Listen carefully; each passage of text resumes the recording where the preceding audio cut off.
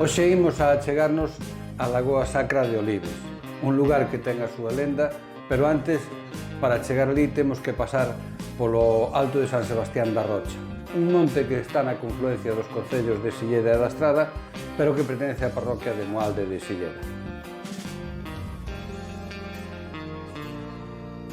Comenzamos a ruta pola Nacional 640, que pasa por Lagartóns, logo por Callobre, por Rubín.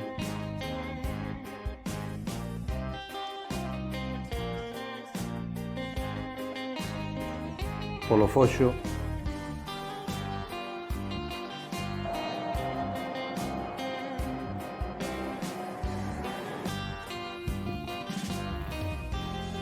Unha vez que superamos o alto de Xindiris, que está a 620 metros de altitude, baixamos 1 kilómetro para coller este cruce á dereita que leva a Fraiz, que é un lugar da parroquia de Olives. É 1,5 km de carretera moi empinada, pero bueno, acaba de ser asfaltada e é unha gozada subir por aí. E chegamos ao Parque Eólico de San Sebastián, que despois de moitas protestas por parte de medios ecoloxistas empezou a funcionar no ano 2009.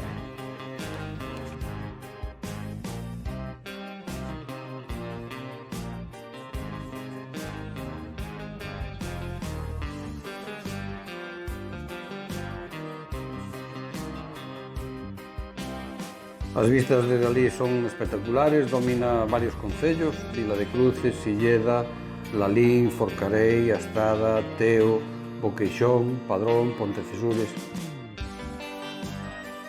É un atractivo engadido é a neve, donde os rapaces da contorna do Monte de San Sebastián poden disfrutar alo menos 1 ou 2 veces ao ano. E despois de disfrutar destas maravillosas vistas, acercámonos á Lagoa Sacra de Olives.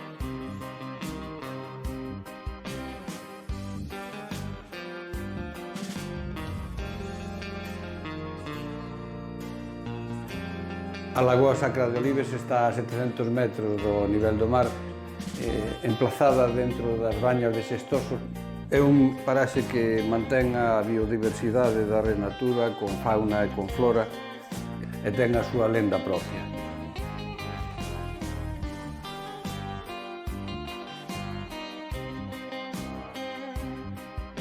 A lenda de que houve unha batalla contra os mouros na que houve moitos mortos e levantaron unha muralla da que ainda quedan restos que a intención de que non se profanaran os cadáveres que estaban ali enterrados.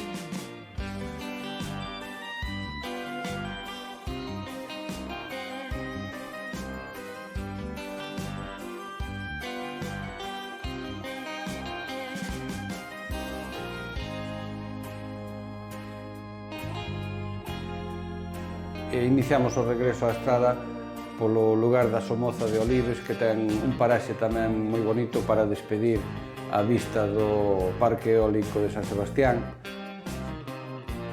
Esta é unha das posibles subidas hasta o Alto de San Sebastián da Rocha, por Curantes e por Olives. Aí está a estrada protexida polo Monte Xesteiras, un pouco máis ao lonxe o Monte Xiabre.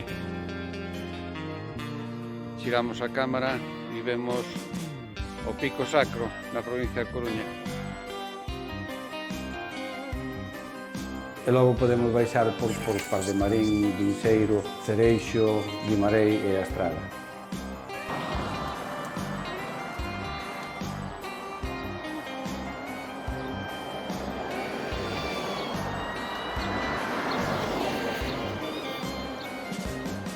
Esperamos que disfrutarades desta viaxe como sempre.